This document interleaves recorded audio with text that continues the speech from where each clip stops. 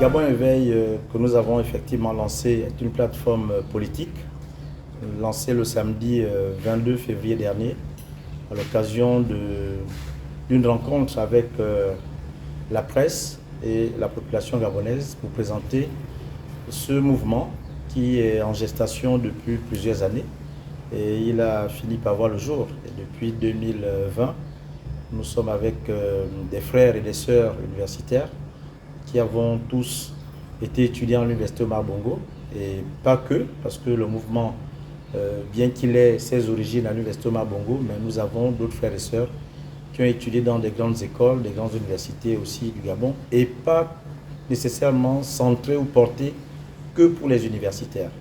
Le projet Gabon Éveil vise, comme son nom l'indique, à éveiller les consciences. À éveiller les consciences dans un contexte où, après et même avant le 30 août, il y a des maux qui minent notre pays.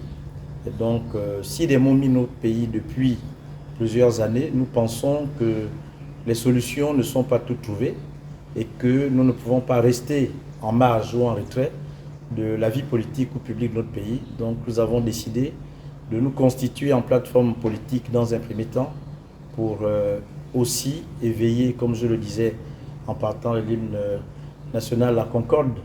Et nous avons fait un grand clin d'œil à Georges Damas Saleka de ce point de vue. Éveille-toi Gabon, c'est d'abord de ce point de vue. Et puis parce que parmi nous, il y a aussi des chrétiens qui ont référé à la Bible, la parole donc du Christ qui dit de veiller et prier.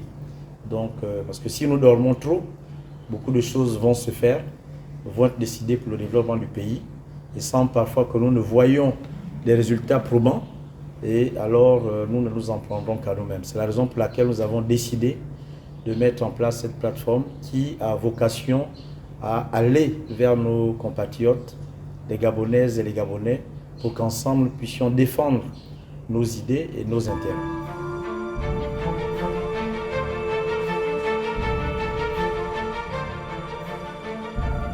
L'une de nos missions principales, effectivement, c'est de défendre les idées et les intérêts communs donc, des Gabonais. Et la deuxième mission, c'est de participer à la vie démocratique et politique de notre pays. Et la troisième idée, c'est participer à la gouvernance ou influencer le pouvoir en place.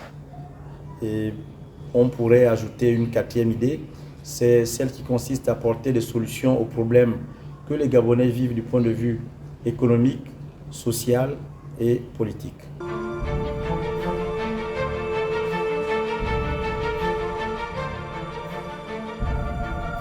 Si vous avez suivi, et je sais que les médias ont suivi attentivement nos déclarations du samedi dernier, nous n'avons pas fait allusion déjà à la question d'aller ou ne pas aller aux élections, notamment présidentielles. La raison, elle est simple. Le processus électoral, proprement dit, commence à partir du 27, donc demain, le 27 février, à partir duquel vont être retirés tous les formulaires liés donc à la langue vernaculaire, et puis va s'enchaîner les autres étapes qui conduiront au dépôt des candidatures en passant par les examens médicaux et ensuite la déclaration des candidatures qui auront été retenues.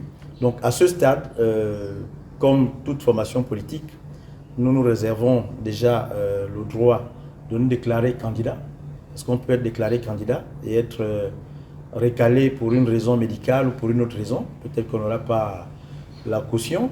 Donc nous savons que comme plateforme politique, nous pouvons présenter un candidat à la prochaine élection, ou si nous estimons que les conditions ne sont pas réunies, nous indiquerons alors le candidat que nous choisirons d'accompagner, mais après avoir très certainement fait le tour de l'ensemble des candidats qui se seront déclarés et qui auront été retenus. Donc au moment où nous commençons, la question, elle est bien aux choses sur notre table, mais nous aurons l'occasion de vous inviter pour vous faire part de notre décision à cet effet.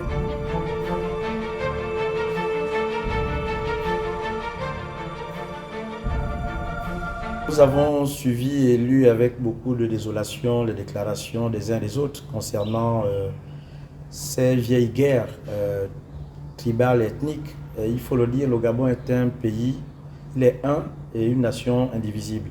Nous avons 9 provinces, ce qui voudrait dire que 9 provinces avec plus d'une cinquantaine d'ethnies. Nous avons toujours cohabité, nous, soit par les alliances, le mariage, soit parce que par le travail. Et le cas de Port-Gentil nous interpelle à un plus haut niveau, parce que nous pensons à plus de 70% que tous ceux qui sont allés vivre à Port-Gentil, c'était pour des raisons professionnelles. Parce que nous savons très bien, lors du boom pétrolier, bon nombre de Gabonais sont allés dans la capitale dite économique, donc le Gué-Maritime, pour y chercher un emploi. Nous, par exemple, qui venons du Sud, nous avons des parents qui vivent depuis 30, 40, 50 ans, même 70 ans. Ils ne connaissent pratiquement plus nos provinces. Moi qui vous parle, j'ai de la famille là-bas.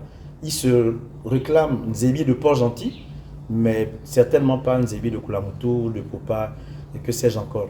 Donc nous invitons les acteurs politiques qui aujourd'hui sont cause de ce relan tribaliste, ethnique, à plus de responsabilités pour préserver véritablement l'unité nationale. Vous savez, ce qui s'est passé au Rwanda il y a plus de 10 ans maintenant est parti simplement d'une étincelle. C'est une déclaration dans une radio qui s'appelle Radio Mille Collines qui appelait justement à exterminer les Tutsis et les Hutus. Et voilà comment nous avons connu l'un des pires drames de l'Afrique centrale, de la région des Grands Lacs. Et comme vous voyez, il y a une résurgence aujourd'hui de ces conflits avec Goma, où encore des frères, pour des questions ethniques, mais des questions de richesse aussi, viennent piller et massacrer leurs propres frères. Et ça, c'est le mal de l'Afrique en général. Mais nous ne souhaitons pas cela au Gabon. Nous invitons tous les acteurs parce que un des triptyques de notre devise, c'est l'unité. Donc l'unité des filles et fils du Gabon, sans distinction d'ethnie, sans distinction de tribu ni de clan. Nous sommes un seul et même peuple.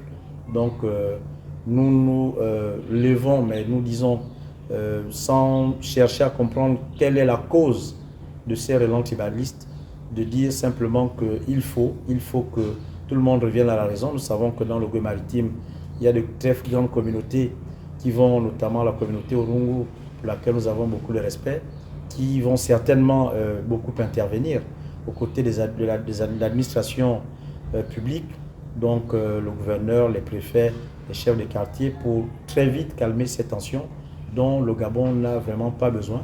Et pour la population que nous sommes, ce ne serait pas du tout nécessaire.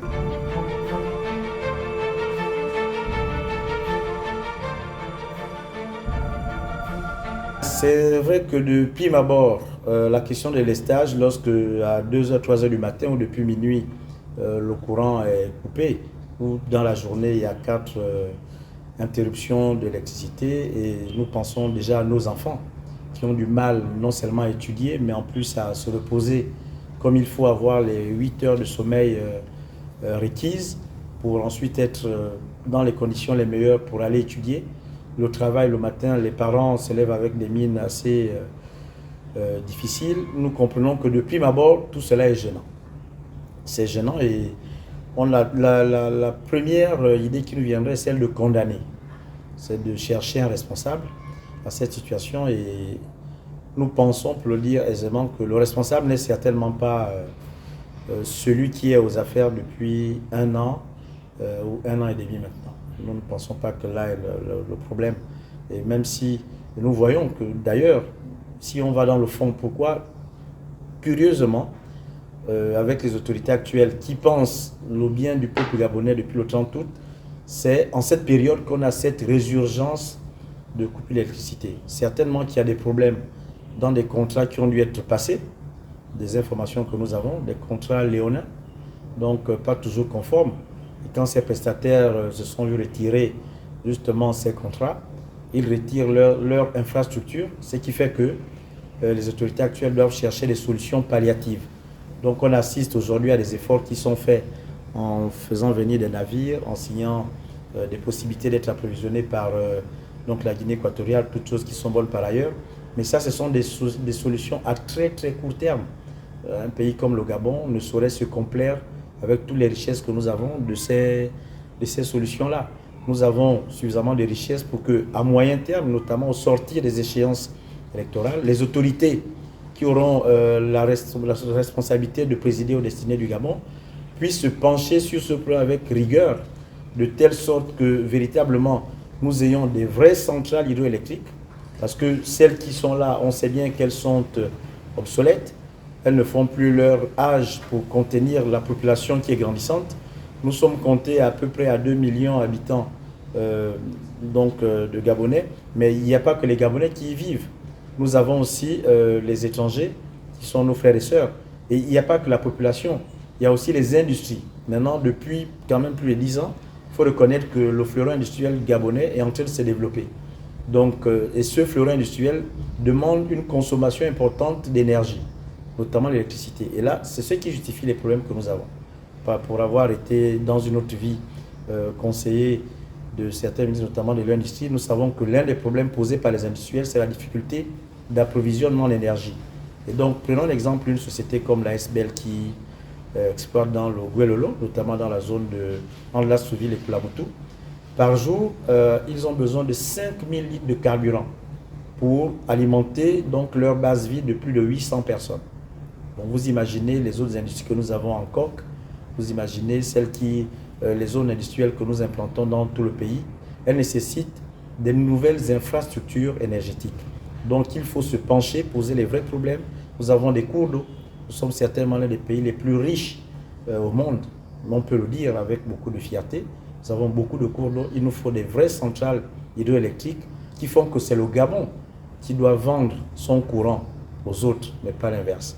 Donc nous pouvons dire que nous acceptons qu'accessoirement, nous allons prendre le courant chez les voisins, mais en principe, c'est le Gabon qui devait être le hub en Afrique centrale de ce point de vue.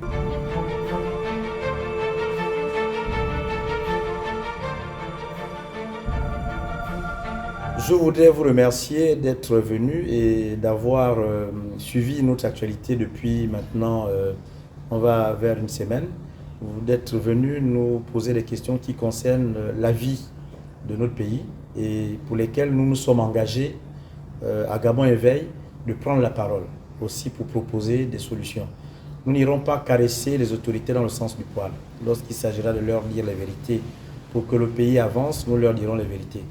Lorsqu'il s'agira aussi d'interpeller ceux qui ont été aux affaires pour dire vous avez une part de responsabilité, nous leur dirons vous avez une part de responsabilité.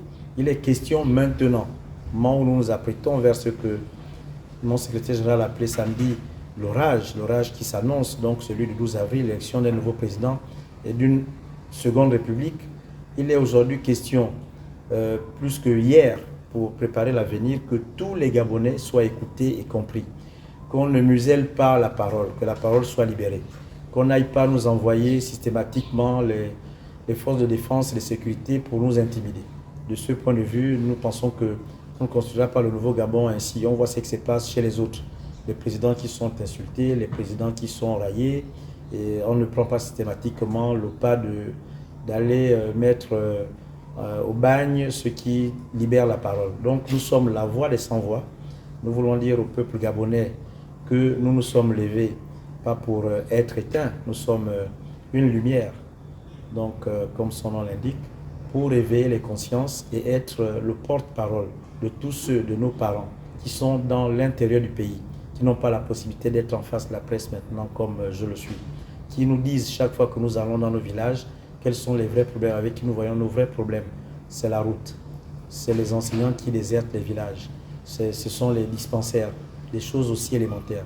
Quand tous les Gabonais pourront accéder à des soins dignes de ce nom, pourront circuler dans ce beau pays assez facilement, partir de Libreville pour atteindre le sud du pays en 6 heures, 7 heures, comme c'est possible, c'est 700 km. Si on part du principe qu'on parcourt 100 km en 1 heure, qu'on part Libreville pour Franceville en 6 heures, 7 heures, quand nous aurons des dispensaires descendant dans nos villages, un peu d'électricité, les gouvernants pourront faire ce qu'ils veulent de nos richesses. Donc nous vous remercions. Vive Gabon Éveil, vive le Gabon nouveau que nous appelons de tous nos voeux. Je vous remercie.